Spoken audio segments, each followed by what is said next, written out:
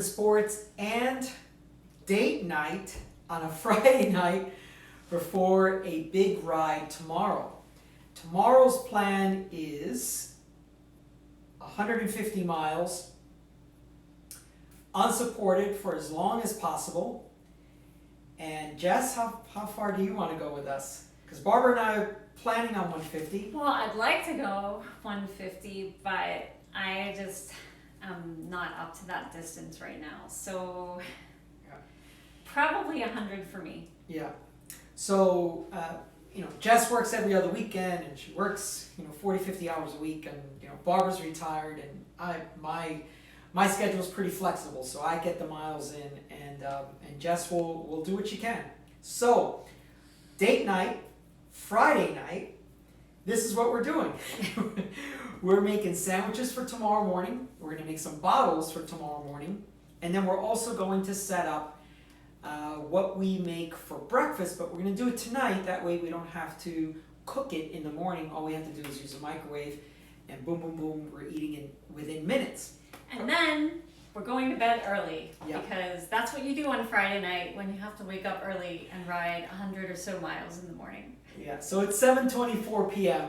and yeah, pretty much as soon as we're done here, we're going to settle down and try to get some sleep. Okay, so in previous videos, I've talked about these sandwiches that I make, and I've got a shop full of product. If you've watched any of my videos, they're in the background. I got powders, I got gels, I got bars, I got all kinds of stuff, but I want to leave that for my customers, and I also want to be able to eat a few things that are solid foods, and this is something that has just really, really worked for me.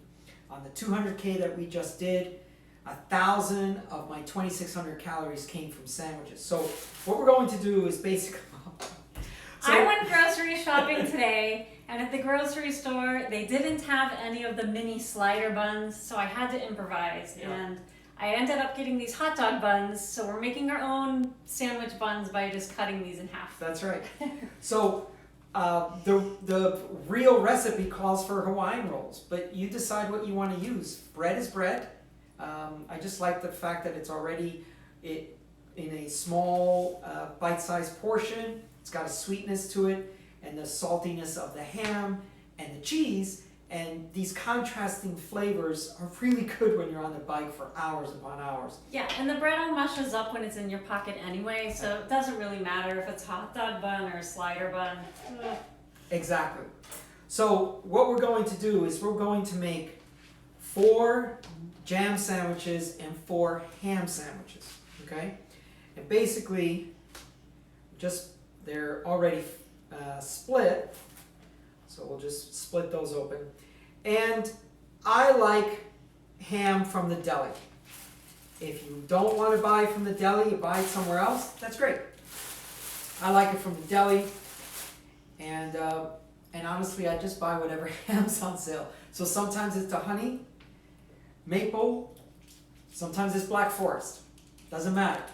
Ham is ham once it's been in your pocket for about 4 hours. Yeah, I just told the deli guy, I said, give me half a pound of ham, whatever is easiest for you, because I didn't want to inconvenience him too much. Yeah, And but this looks like he really... picked a good one. Yeah, this looks like really good ham. So we're going to put 1 slice of ham in each one of these guys.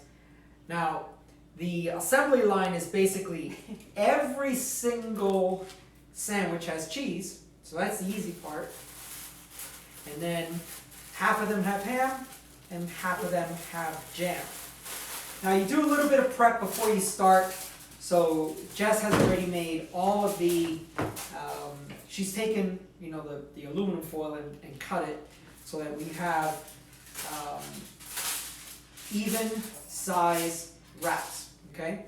So as soon as she starts making one of those, boom. Now, there could be a fancy way to wrap it. I don't bother, but I know that Jess likes hers smashed down, so when we're looking at them, we'll know which ones are hers and which ones are mine.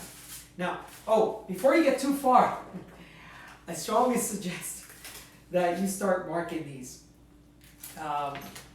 And the reason I mark them is because I like to eat the ham first. I like to eat my protein in the earlier part of the ride, and then towards the last part of the ride, I do use the carb stuff. So in other words, the jam sandwiches are more of a carb.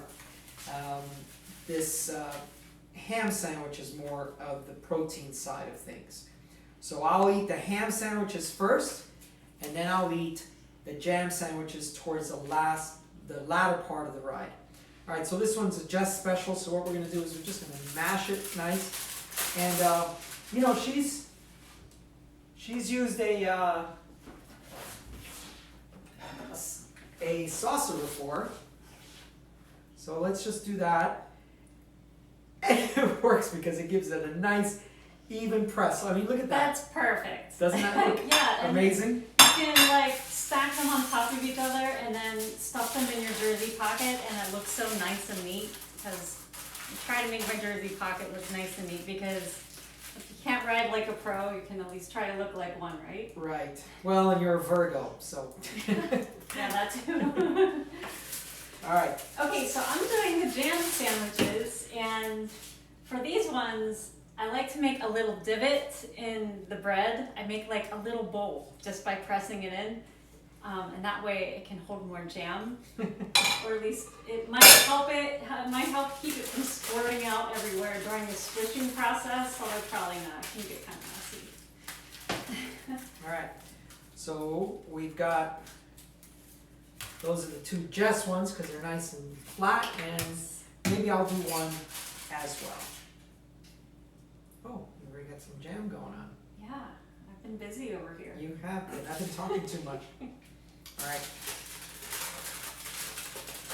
Oh, let's press it.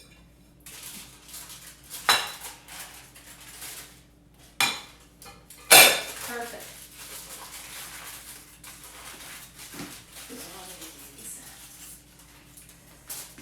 Now, obviously, if you're only making 4 sandwiches for yourself, it'll take half the time that you see us doing this right now. But we pretty much each like to have 4 Yeah. apiece Yeah. on long rides.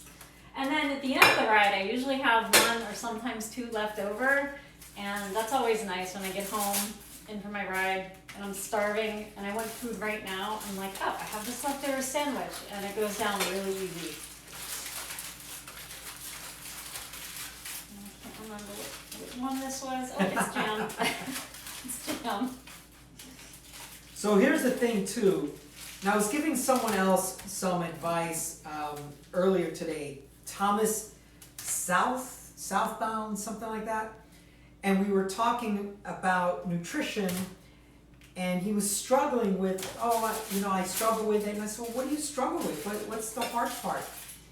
And he was like, there's so much product out there. There's this and that. And then he was talking about how he eats peanut butter and jelly sandwiches. And I said, okay, well, eat more of them. Now, he weighed 170 pounds, and he said his fueling rate was 250 per hour. I'm 150 pounds, and on this 200K, I took in 2,600 divided by 8 hours. I took in 330 per hour. So I was saying, I think maybe that's part of the problem. You're under fueling. But the other thing, which Jess was talking about when she comes home, sometimes she has a sandwich. I told him so what you do is you say, okay, it's going to take me 6 hours to do this ride. I need 300 calories per hour. I need 1,800 calories. How am I going to get it? Powders, sandwiches, bars, gels, whatever. You take that, put it all in your pocket in your bike, and don't come home with any of it. You decided that for 6 hours you needed 1,800 calories. You need to eat it all before you come home, because then you underfueled if you did not do that. Sometimes that is really hard to do. Sometimes I feel stuffed when I get on the bike for hours and I just don't feel like eating, and you kind of have to choke it down. But Lighter breakfast? Maybe Lighter breakfast. we start with the lighter breakfast. Okay, So now the next thing is, so 4 sandwiches each, about 200 to 250 calories 2 jam each. for Des. 2 jam. 2 and jam for George. Yeah. 2 ham for Des. 2 ham for George. Yeah. Now, this is a product I talked about on a previous video, and it's a full meal deal. Carbs, protein, fat, amino acids, vitamins, minerals, everything. It can sustain your life for days upon days. People that are cancer patients, people that have gastric issues. When I do my 500 milers, this is all I drink. Notice I say drink. I don't eat anything else for 40 plus hours. So I usually make, depending on if we're stopping or not, depending on how cold it is and depending on how hot it may be, I will either concentrate the bottle no less than 500, but as much as 750 or 1,000 calories per bottle. Okay? So to get, in this case, to get 500 calories, it's 4 scoops. Okay? Now, one thing you can do is when you get your 4 scoops in there, this other product gives me another 100 calories. It doesn't add any flavor. It doesn't add any electrolytes. It doesn't add anything else but just straight carbs. So you got your full meal deal here, and then you add another 100 to 200 calories. And this product, I've done videos on this product. It's been out of stock for a long time, so we have to use it sparingly as well. So 500 calories plus 1 scoop is 6, plus 1 scoop is 7, and that'll be that. Okay, so that'll be about 700 calories in each bottle. And sometimes I'll sip, and then I'll keep keep putting water in it if we stop somewhere. The other conversation I was having with Thomas is about water. He asked how many bottles we had on our ride, and I'm like, well, we only had 2 bottles and we never stopped for those 8 hours. I'm not giving medical advice, so please, this is not medical advice. Find a way to overcome and ignore some of the niceties of riding. What I mean by that is, if you can't, don't worry about having ice. Don't worry about having insulated bottles. If you get thirsty, ignore it. If you get hungry, put something in your stomach. Keep riding. Anytime you pull over, any time off the bike, you can never make that up. No matter how much faster you ride. And by the way, you're going to get slower the longer the event goes. So stay on the bike as long as possible. Keep the pedals turning, keep the wheels turning. And, ignore that thirst a little bit and keep putting food in because you need to be fueled. Jess, anything? Yeah, so I'm going to make my bottles tonight. I'm just putting the powder in tonight, and I'll wait until tomorrow morning to add the water. That way it just stays a little nicer if you just add the water fresh. So I'm not going quite as far as George, so I don't need 5. What did you put in yours? So I put 4 scoops, and 4 scoops is 500 calories. Okay, so I also find that I get really thirsty with a whole lot of scoops, so I do best on just 3 scoops of a full meal deal.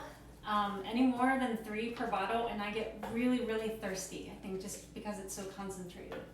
And then I'll do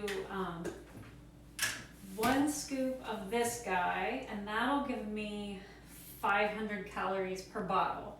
So I'll have 1,000 calories in my bottle for tomorrow, plus my sandwiches. And the other thing, just as a little treat, I have this flavored water that I like to add to my chocolate drink mix because it just kind of makes it a little yummier, like sweet treat. But yeah, so I'm gonna go ahead and just get the powder mixed up tonight, add water tomorrow, and that'll just put us one step closer to getting on our bikes for the day. And this product, because it has no flavor, does not have electrolytes, protein, fat, amino acids, doesn't have anything.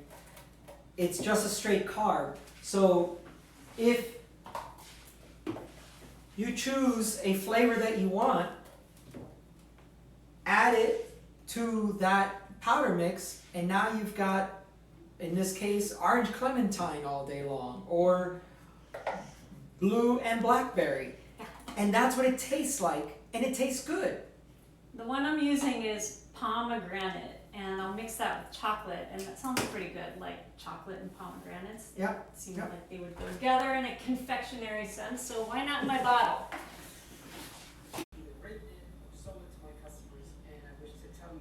All right, so we did a segment with the sandwiches and the bottles.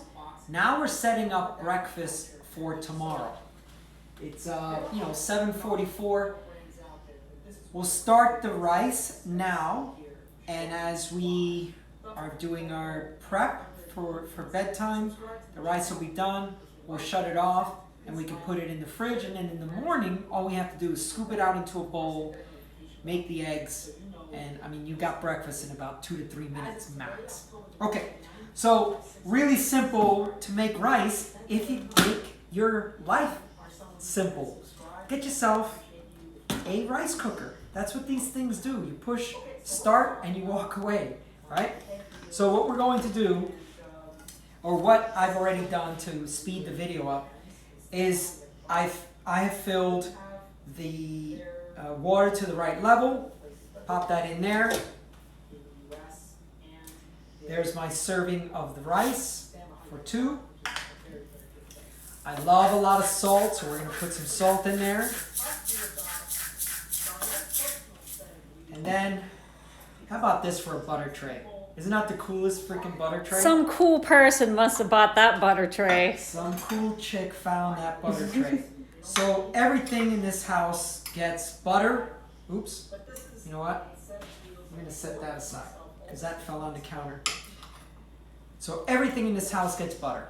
It just does.